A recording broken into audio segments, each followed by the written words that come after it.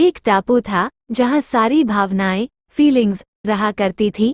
एक दिन सभी भावनाओं को पता चला कि वह टापू डूबने वाला है। सबने अपने बचाव के लिए नाव का निर्माण किया और वह टापू छोड़कर जाने लगे। लेकिन प्रेम वहीं रहा। प्रेम आखिरी संभव क्षण तक उस टापू में रुका रहा।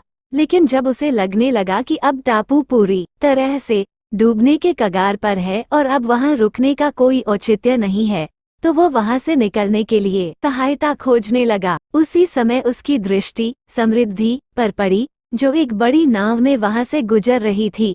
प्रेम ने उसे पुकारा, पूछा, समृद्धि, क्या तुम मुझे अपने साथ अपनी नाव में ले चलोगी? समृद्धि ने उत्तर दिया, नहीं प्रेम, मैं तुम्हें अपनी नाव में नहीं ले जा सकती। देखो, मेरी नाव में कितना सोना और चांदी भरा हुआ है, किसी और के लिए तो इसमें जगह ही नहीं बची है। कहकर वो आगे बढ़ गई।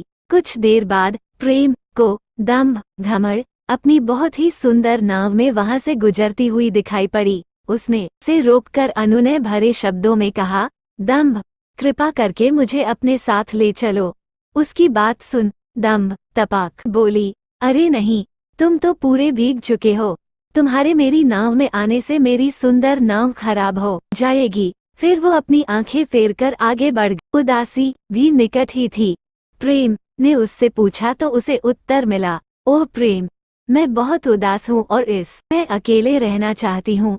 ठीक उसी समय खुशी भी वहां से गुजर रही थी, लेकिन वो इतनी खुश थी कि उसने प्रेम की पुकार सुनी ही नहीं और आगे निकल गई। अब प्रेम को लगने लगा कि वो इस द्वीप के साथ ही डूब जाएगा और वो अपने अंतिम क्षण की प्रतीक्षा करने लगा। तभी एक गंभीर स्वर उसके कानों में पड़ा, आओ प्रेम, मेरे साथ आओ, मैं तुम्हें ले चलता हूँ। ये सुनकर प्रेम खुशी खुशी उस नाव में बैठ गया। उसने ये तक नहीं पूछा कि वे कहाँ जा रहे हैं और उसे ले जाने वाला कौन है।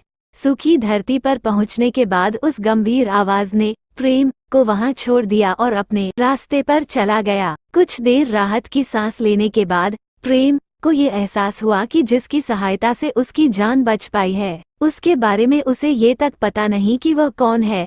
वह ज्ञान के पास गया और उसने पूछा कि उसे बचाने वाला कौन था। ज्ञान ने उसे बताया कि वह समय था। समय? भला उसने मुझे क्यों बचाया? प्रेम ने हैरत में पूछा। ज्ञान मुस्कुराया और बोला, क्योंकि समय ही प्रेम का मूल्य समझ सकता है।